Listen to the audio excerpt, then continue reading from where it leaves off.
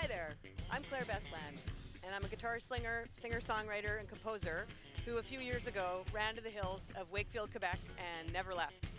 And I'm really glad I stayed, because today I get to be your host of Outaouais Live, the weekly arts magazine series devoted to showcasing the unique arts and culture of the Outaouais region of West Quebec. Each episode, we showcase artists of all practices, as well as venues, galleries, and cultural performance spaces from all over the rural region of the Outaouais.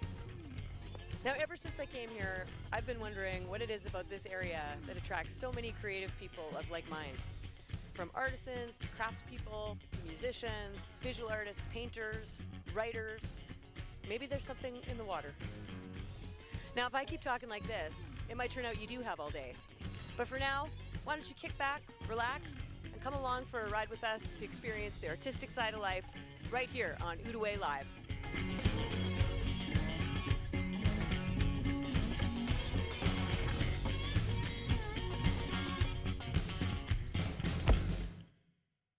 Today on episode 5 of Outaouais Live, we have a performance by Keith Whiteduck. Keith Whiteduck is a singer-songwriter and guitarist from Kitigan Zibi First Nation, and he's also studied extensively in classical piano as well.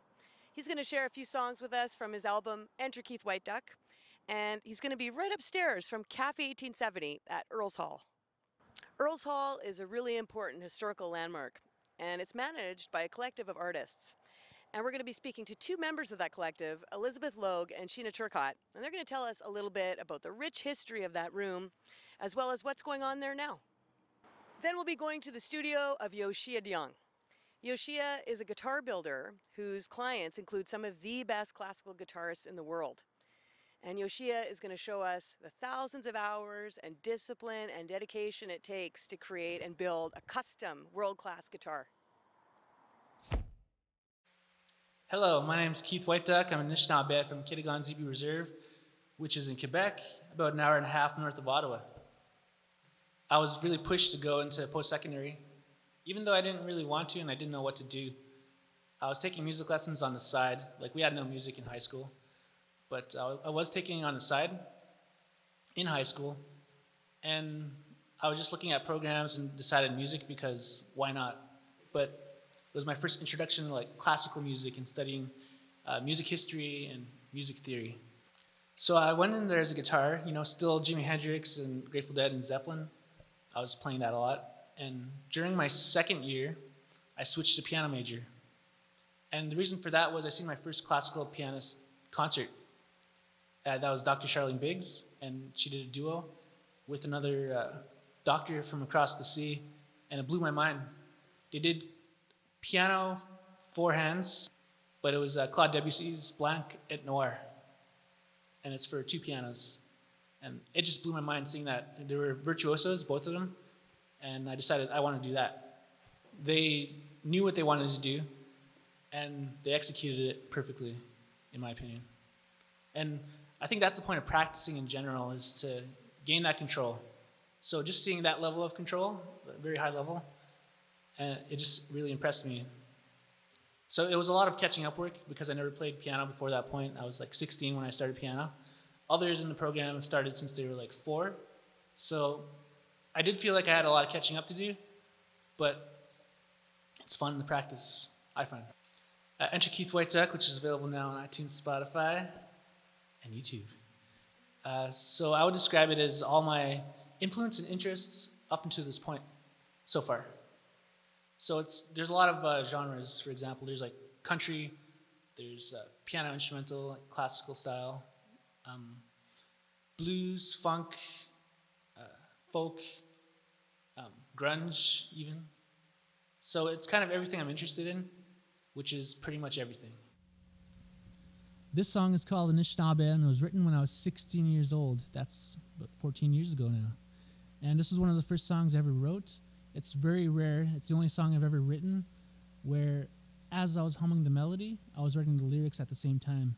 So the amount of time it takes to play it, 3 minutes roughly, is the amount of time it took to write it. And it just flowed through me. I didn't really think about it. It just kind of happened. And I think this is the only song that happened to me like this. And this is Anishinaabe.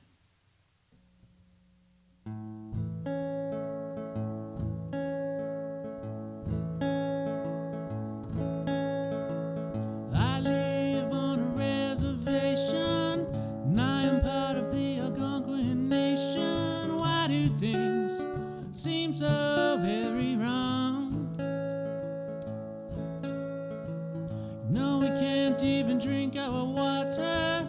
The government doesn't even bother. I don't think that they really care. Long time ago we met our fellow men,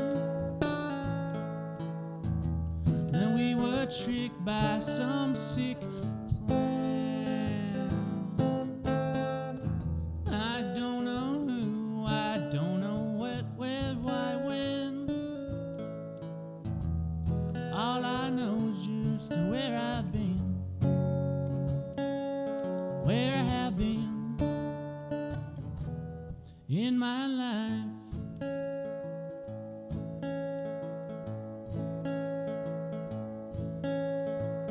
I live on a reservation, and I am part of the Algonquin nation. When did things go right down to hell? No, they told us not to speak our language. If we did, then we were beaten, bandaged. We were scared, tortured, and abused. This took place at residential schools, a disguise for genocide. They tried to kill the Indian within. We almost did not survive. We almost died.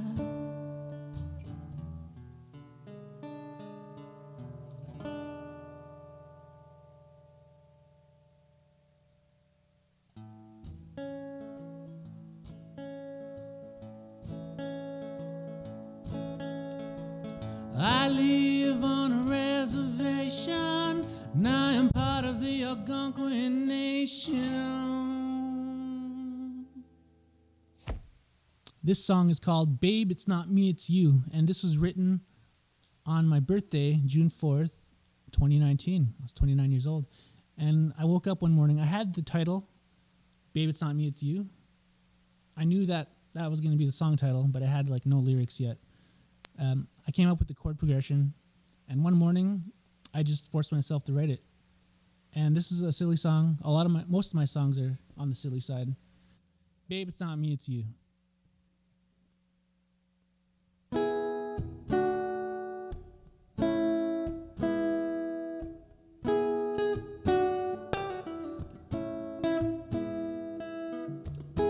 In the beginning, with me and you, I remember thinking, this is true. Everything was fine, nothing was wrong. Now here I am, telling you in song.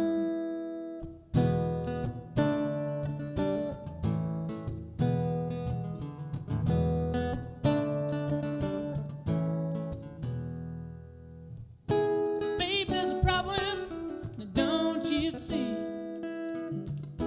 Try and think it through, there's nothing wrong with me. Listen carefully, understand this clue. Baby, it's not me, it's you. Babe, it's not me, it's you. You're really not my style. Babe, it's not me, it's you. Go and cry for a little while. Babe, it's not me, it's you. You should really take a shower. Babe, it's not me, it's you. You're getting kind of stinky.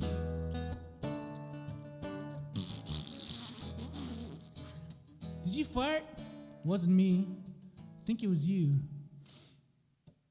Don't feel bad for what you thought you had. You can't control yourself from getting mad. It's been a drag, and you still got to learn. I won't brag, but now I won't return. Babe, it's not me, it's you. You should go and brush your teeth. Babe, it's not me, it's you. Your breath smells like rotten meat. Babe, it's not me, it's you. You have a bad attitude. Babe, it's not me, it's you. You're getting very greasy.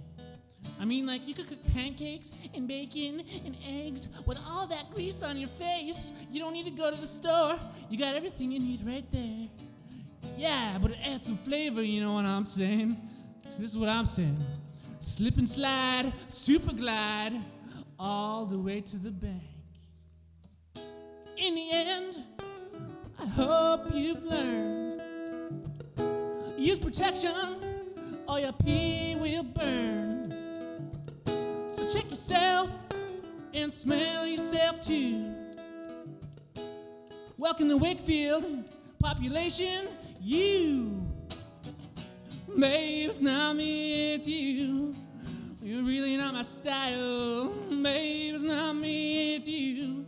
Go and cry for a little while. Babe, it's not me, it's you. You should really take a shower. Babe, it's not me, it's you. You're getting kind of stinky. Babe, it's not me, it's you. You should go and brush your teeth.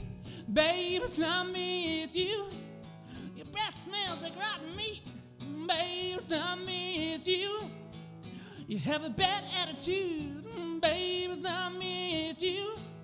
You're getting very greasy. Babe, it's not me, it's you. Babe, it's not me, it's you. Babe, it's not me, it's you. Babe, it's not me, it's you.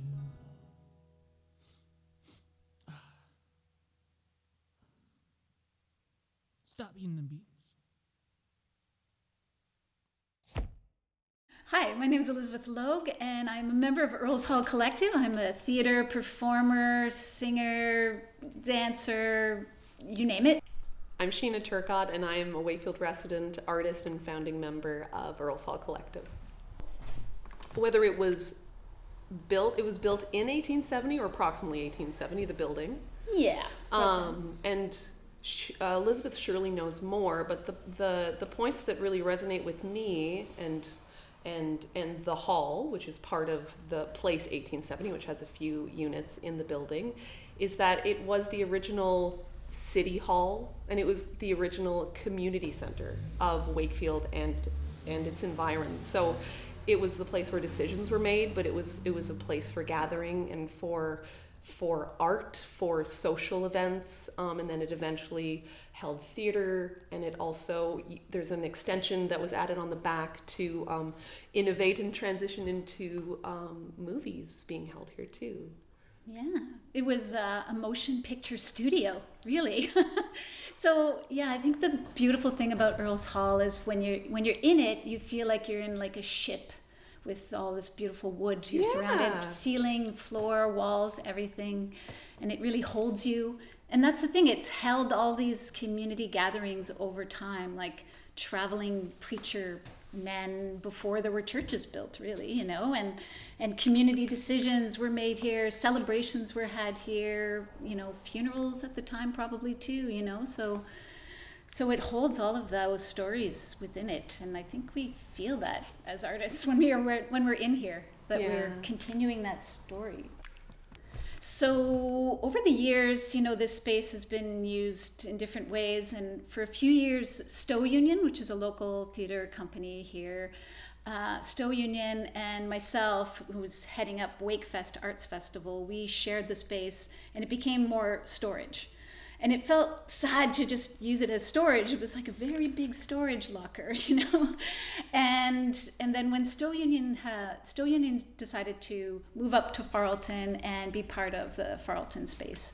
And so I was sort of like, okay, I need some collaborators to help me sustain this space. How can we do this? And so the Earle's Hall Collective began, and we all came together. Sheena, Jack Pelletier, and other musicians and artists, and I think our communal vision was to breathe new life into the space, like create things together and use it and start to sort of, I don't know, be inspired by it and see where it takes us. And it's just kind of grown. It's had its ebbs and flows. We've grown, we've shrunk, we've grown, we've shrunk.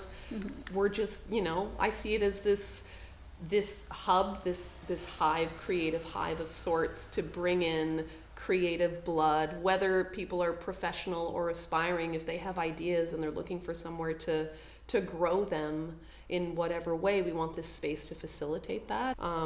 So we've done a few things, like we've curated a series that's can be found at earleshall.ca. That's it's on YouTube. We have Earle's Hall sessions, so we've done a great series there.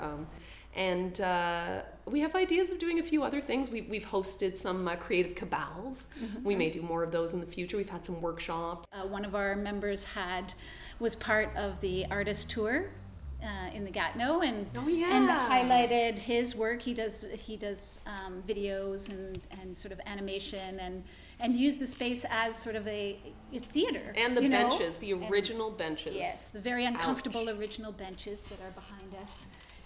So yeah, it's sort of the various projects where somebody has an idea and then, brings it forward to the group and we all work together, or we just use the space as an escape from our own sort of homes to sort of escape. Yeah. Escape and create. I'm Joshia De Jonge and I'm a guitar maker. I am born in Amsterdam but grew up in Toronto area and moved up here in 2003.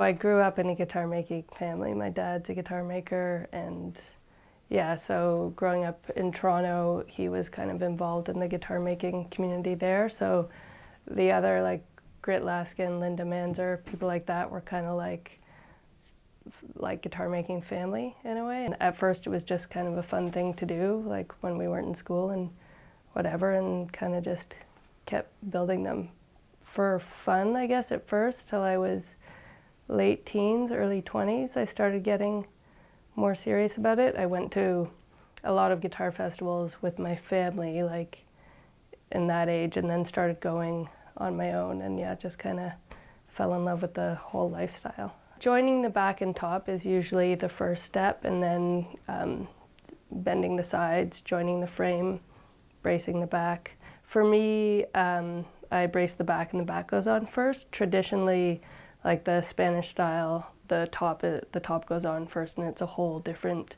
like the whole guitar is built all together. I do kind of a German tradition where the body is built separately from the neck, and then I have a dovetail joint to put them together.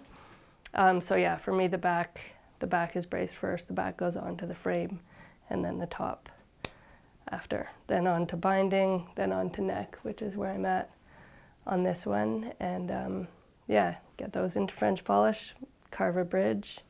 And I mean, it can depend. For me, I do like an elevated fingerboard and a sound port, so there's kind of a bunch of extra little steps in there as well. So this is my top bracing, which is a lattice bracing. Traditional on classicals is fan, so kind of like you have, kind of like just fan braces going straight here.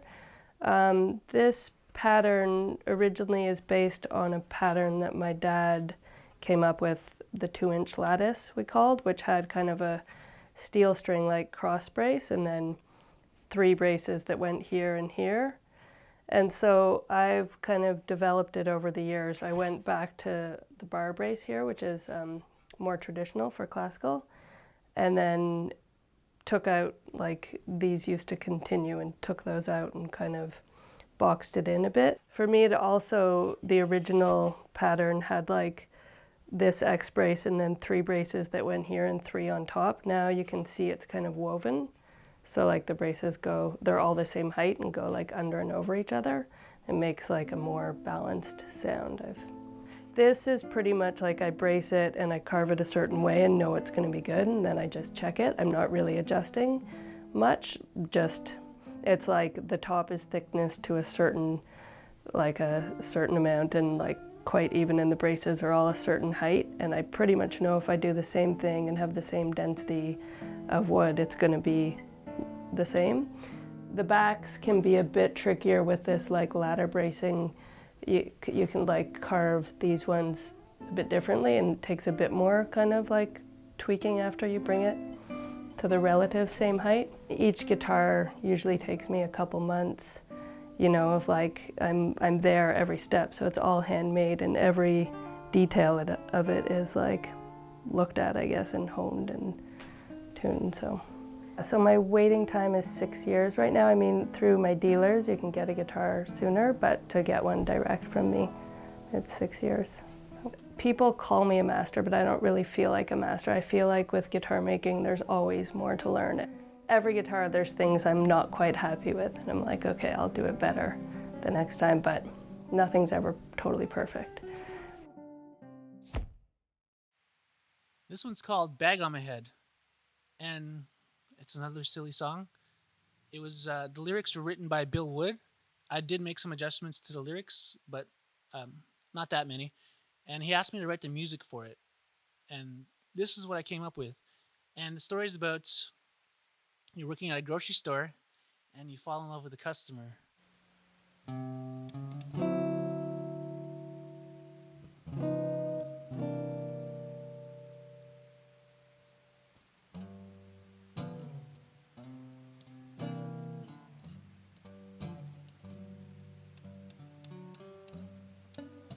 I've got a bag on my head and I don't know what to do.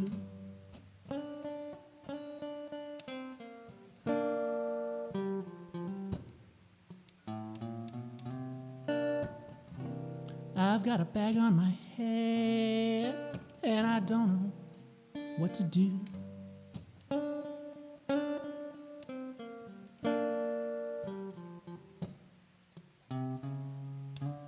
If it weren't for this bag on my head, I'd get up and walk on out your door.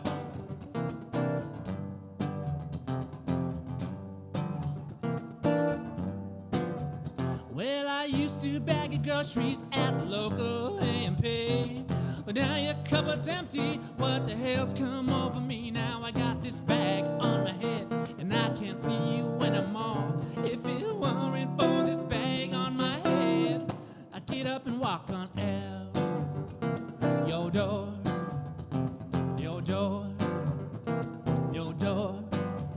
Well, I met you on a Monday, you were shopping for some meat. I said your thirst was over, cause my T-bone can't be beat. When I asked to see your coupons, I saw that look upon your face. Ew!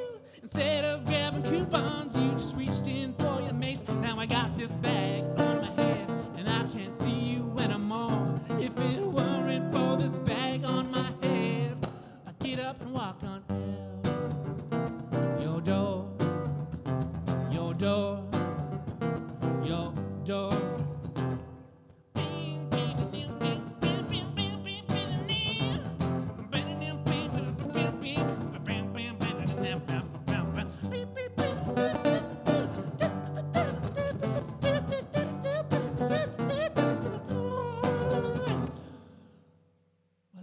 Thought that you was lonely cause you come here every week, but I guess it wasn't loving, only groceries that you seek.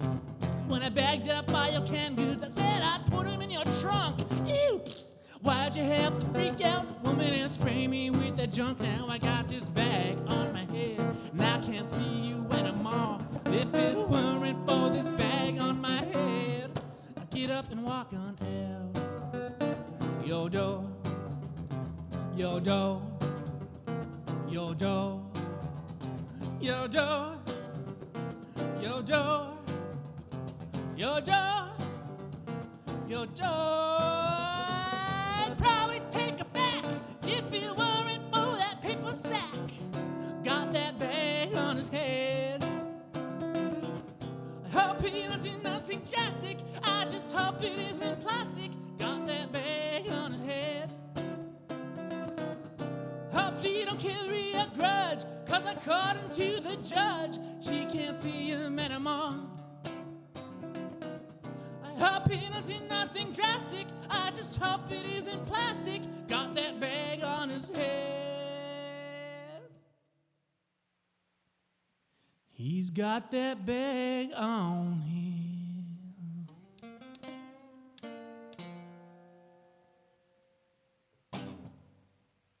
He's got that bag on him.